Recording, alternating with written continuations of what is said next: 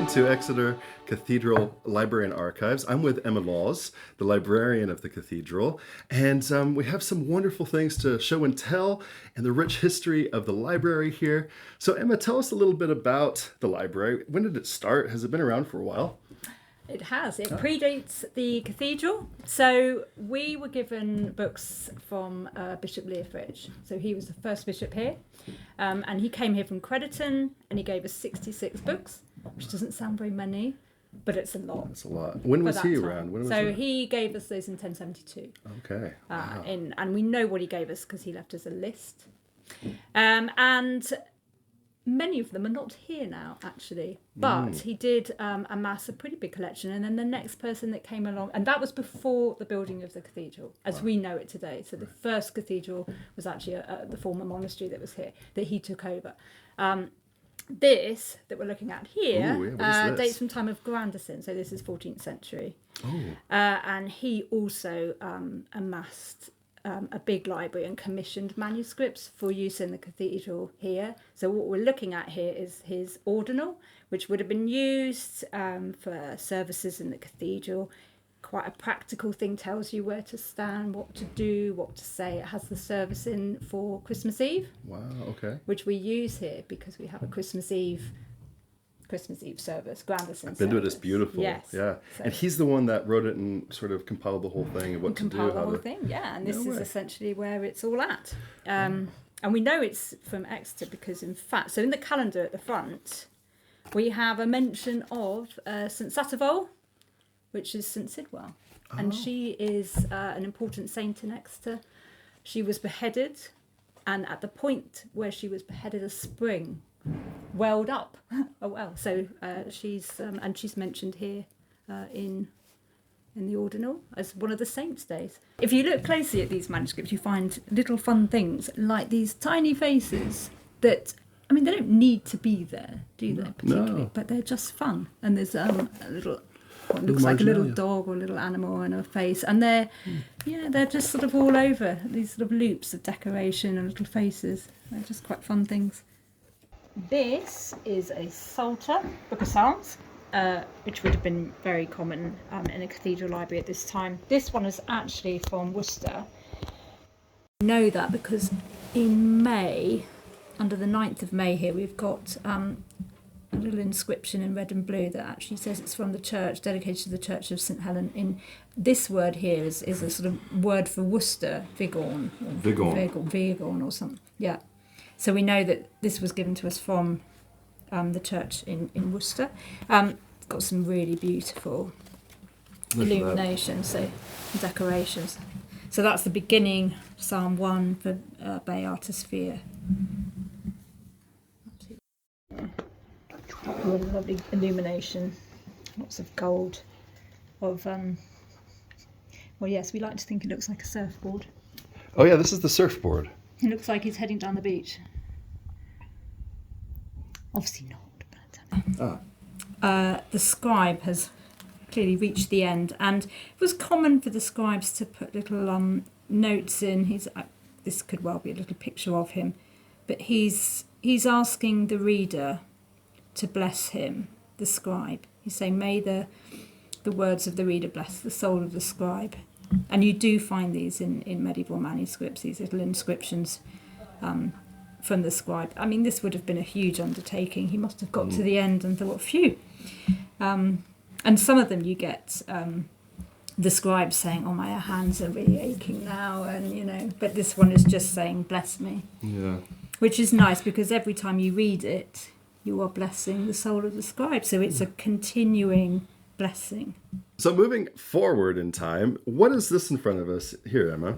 This is the Eliot Bible. It's the first Bible to be printed in America. This is the New Testament, printed in Cambridge, Massachusetts, 1661, by John Eliot. And he spent about 14 years preparing this. They had to ship out printing presses and actually make some new lead type in order to print some of the characters that they hadn't come across.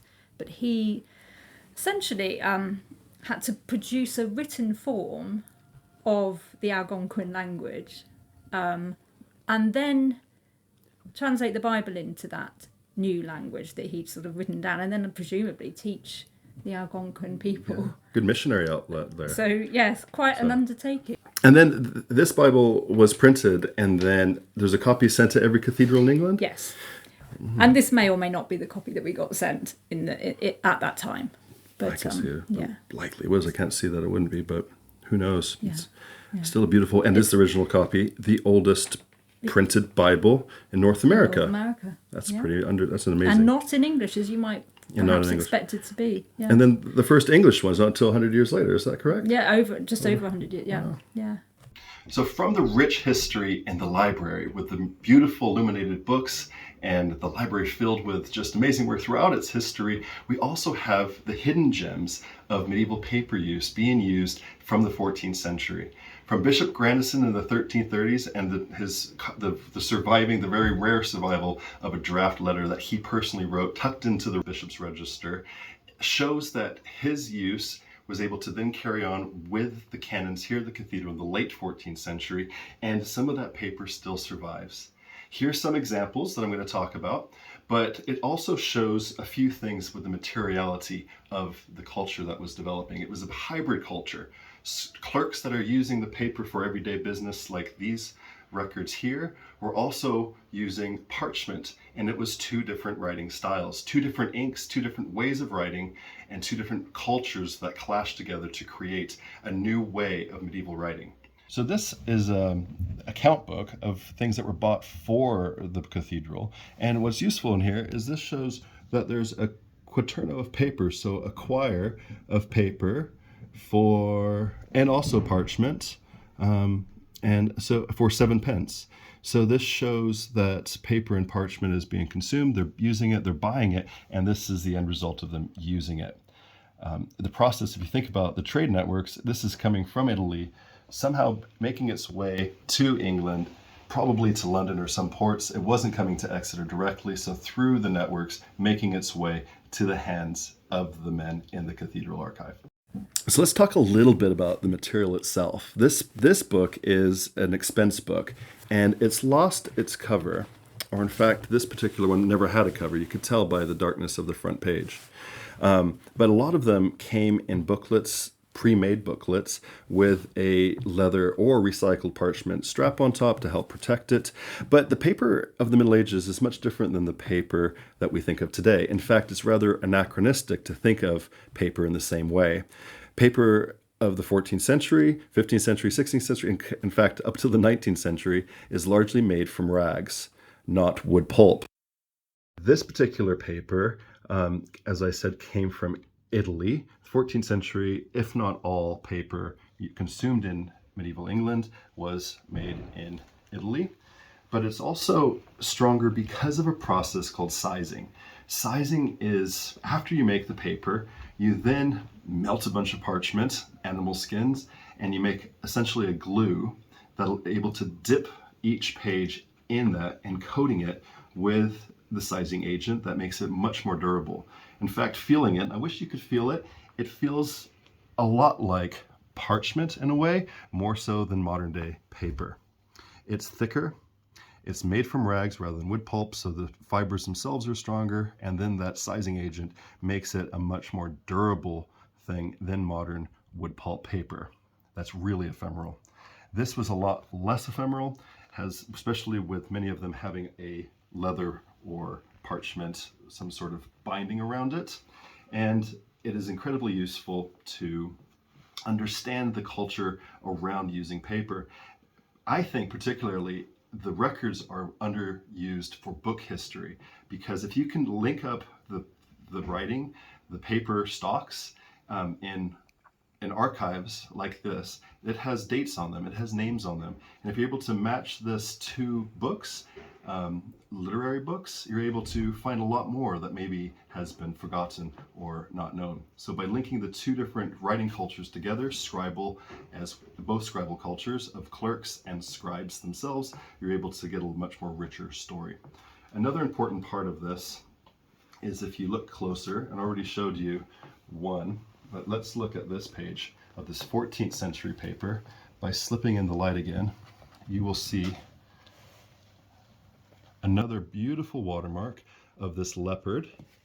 But if you also see closely, if the chain lines are further apart, these chain lines here, and these laid lines are wider as well. But we're able to use and link up watermarks like this leopard to perhaps 14th century books. We'll be able to help identify where the paper came from and perhaps the provenance of where the book came from.